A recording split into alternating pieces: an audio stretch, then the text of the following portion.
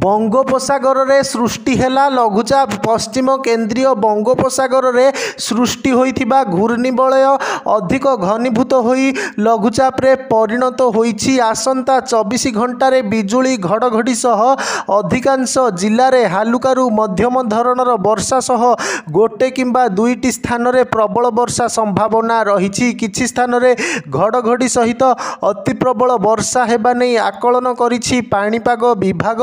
विशेषकर उत्तर और दक्षिण ओडिशा रे वर्षार प्रभाव रहिबो। घड़घड़ी सह वर्षा हेबाकु थिबारु सतर्क रहिबाकु परामर्श देइछि पाणीपाग विभाग।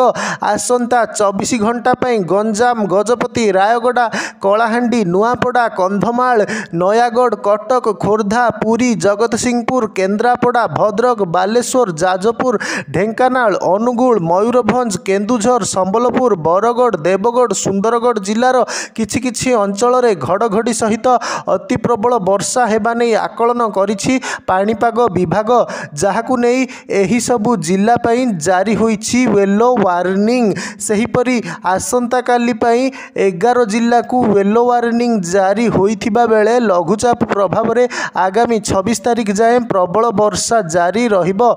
चलित मौसुमी सीजन रे राज्य रे जून 1 रु एजावत 1034.4 मिमी वर्षा रेकर्ड होइछि। एबे भी 9% नियंटिया वर्षा रहिछि।